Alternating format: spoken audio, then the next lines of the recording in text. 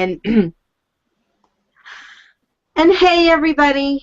We've just had girls today. This is our, oh no, we have Brandon. I'm sorry. We have Brandon Chase. It is really exciting. We've been doing this all day long. I don't even know whether I'm coming or going right now. I'm Jessica Northey, and this is Country Music Chat. That's pound CMchat on Twitter and Twangout on Google+, which is the Twitter, and Google Hangout, which is the Twangout. And I'm very excited to introduce, or have Jennifer introduce our next guest, and he's this sweet Texas gorgeous guy with great big blue eyes, and that's how I would introduce him, but that would be very improper. I'd miss all his singing stuff, so Jen's going to hit him now. This is Stephen Padilla. He's from Alabama, and he actually was an athlete before he started performing. And in high school, he jumped on stage, and that was the end pretty much for him. He became a singer and a songwriter. He did go to school at the University of North Alabama to play football, but when he realized he was completely invested in music, he left school and decided to pursue it wholeheartedly. He played happy hour gigs and put together a band. He has opened for Montgomery Gentry, James Otto, and Brantley Gilbert. And on May 13th, Stephen will be releasing a new album called Good at Goodbye. Yay! Yay! Welcome. Well, you know what? I messed up because that's right. You are in Alabama, but we were just talking off camera, right. And you're doing the whole radio touring, which anybody watching, I'll actually let you explain what radio touring is, and then you could tell them where you've been going. Well, radio touring is basically hitting as many radio stations as possible to push a single or an album. We're pushing Countryside of Mine, Fishing, and Good at Goodbye, and basically whatever the radio station wants to play. I mean, I'll take whatever I can get. I want to stay focused on Alabama and Tennessee, Georgia, Mississippi, Florida area, like they call it the Black Belt. I want to stay around here and promote as hard as possible for the next couple months, and then take it to Texas and do a run out there, maybe midsummer, late summer, running into football season, and do a really good tour out west. But still in the process of finding a booking agent. We've had a couple offers, but we're trying to be patient so I can make sure that it's the right business decision for us and the label. So wait, what is the Black Belt, by the way? It's basically Alabama, Tennessee, Mississippi, Georgia, Florida. It's just like a section. That's kind of what they call it, or you could call it the SEC. All right. And add a few other states, of course. Tim, I'm going to let you ask another question. Well, your album coming up, is there a song on it that you're most excited for people to hear that you think defines it the most? I'm excited about all of them because I wrote and co-wrote every song on the album. But I would have to say Good at Goodbye, just because of the story behind it. It wasn't supposed to be on the album.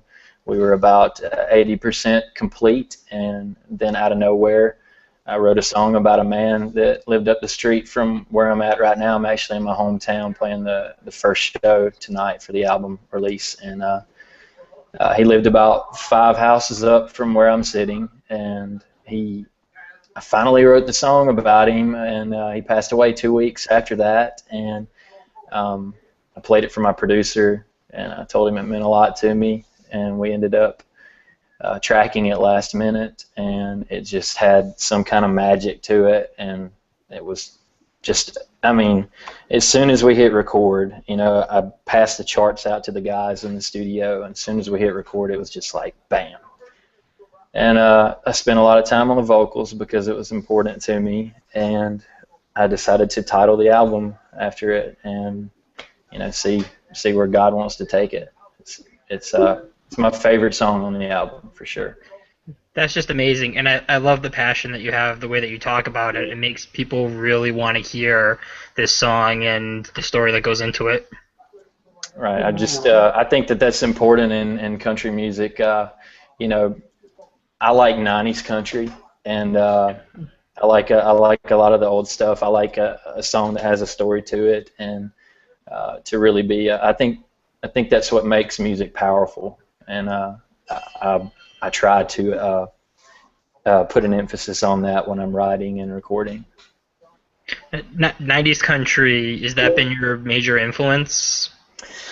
You know, honestly, as a writer and just doing what I do, actually, people like Dierks Bentley and he's an Arizona boy, Jessica. I know, right down sure, the street. You know, guys like him and Eric Church, people that really, really care about you know, each song and put a lot into it, into the making of the album. I'm a singer-songwriter, so I'm passionate about that.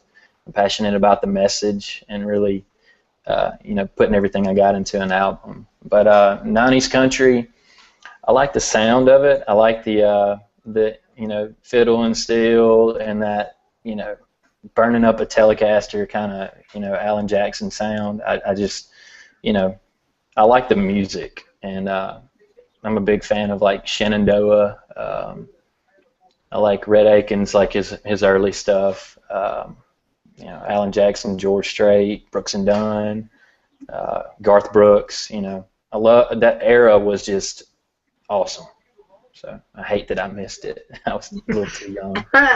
But we're gonna. I got a good feeling about country music. I think it's gonna do some great things within the next few years.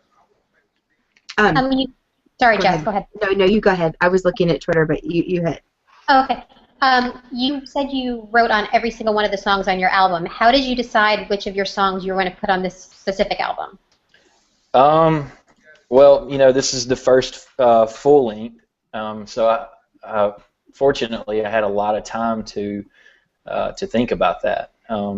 I spent the past 2.5, 3 years demoing songs and you know, building my catalog up, and I got to about 40 or so songs that I felt really good about. I picked, narrowed it down to 15, my producer and I, and we went and took those demos and kind of brainstormed, come up with ideas, went over some arranging, toyed around with the lyrics a little bit and the phrasing, and began with the tracking, and we took that 15 and narrowed it down to 11.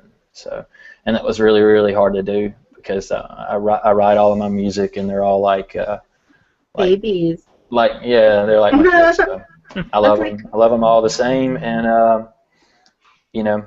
But a few of them that we didn't cut, I'm actually ready to put them on the second album. So I basically have another album ready to rock and roll, and I just wrote a couple new songs that I love.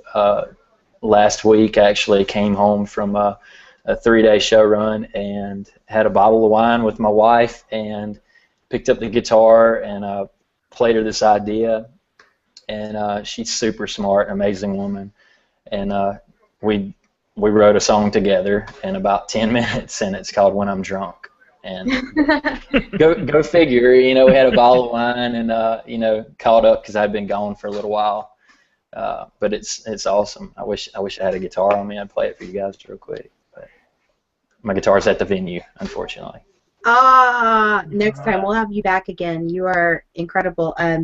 I've got time for 2 more questions, but we've been asking everybody, so this will just be one more time. What do you do? Not one more time like that. I didn't mean like, yeah, let's do it again. But I meant like when you're warming up, because I think this is significant. Because no one thinks. They just see you on stage. They don't realize the ritual before you got on stage, what you did. What do you do before you go on stage? I honestly don't have one. Oh, no? Believe it or not, you know, and I know a lot of people do, and I've been on the road and on tour with a lot of people, and you know, I've seen some pretty strange things, but I just like to go with it. Every show's different, every venue's different, you know, so I kind of just go with the flow, you know, and feed off of energy, and you know, and I think that that makes it more enjoyable for me. That way, nothing is ever the same, I guess. Awesome. Jen or Tim, hop in, honey. How would you describe your You know, sound like to someone who hasn't been able to hear your music yet? I'm losing you guys. Hold How on. would you describe your sound if you were to someone who hadn't heard you before? You know, and I know this is kind of cliche, but I mean, right in the middle of traditional and modern country. There's a little bit of everything on the album. You know, there's steel guitar, there's a little bit of fiddle, and some of the songs are kind of like, you know, an Eric Church album. It's just, you know, a lot of loops, a lot of crazy stuff. We just had a lot of fun making the album, and we wanted to know one song to be the same. So we went into it with that mentality, and it came out great. And I would just have to say, you know, it'd be like, you know, I know this is crazy, but when I went in the studio and all of these amazing session players were coming in to play on my album, they asked me the same question, like, you know, what kind of sound are you going for? And I was like, well, you know, you played on Eric Church's album, right? And he's like, yeah. And I was like, well, you played on Dierks Bentley's album. And I was like, well, if those two like had a little country music baby, like, you know, that would be like my sound, I guess. So, it's if right they had a between country them. music baby. Yeah, there's like took those two albums, they had like a baby album, that would be it. That is the best answer ever. I'm like, you remember that. If these two albums had a baby, and it was a baby album, it'd be my album. Yeah, myself. that's it. I like that. That's clever.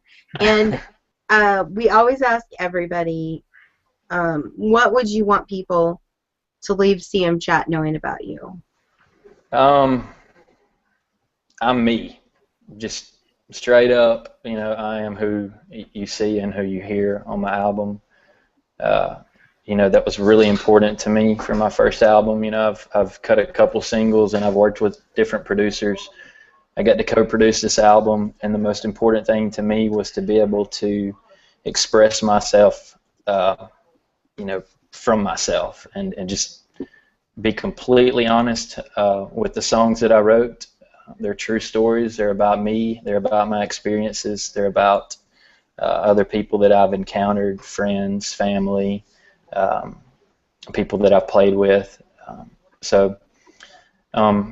I'm just me, and listening to my music or talking to me in person, you know, I just want people to feel like it's the same guy, and he's honest, and he's sincere, and he's real. Awesome. Thank you. Jen, I will let you drive this home. One more question, or go to Twitter, or Tim, one of you guys, and then we have to wrap up. Yes, Stephen, can you let everybody know when and where they can get your album? Yes, please. Tuesday, it drops to iTunes and Amazon, and it should be featured and all that good stuff. So all you got to do is go to iTunes and type in Stephen Padilla, and Good at Goodbye should pop right up. If it doesn't, then we have some problems. Good at Goodbye, I love that, by the way. I just love Good at Goodbye. I'm telling you, something about that tune and the way that it came about is, I mean, it's good. It's awesome. It's good. It's good at hello, too, in your ears.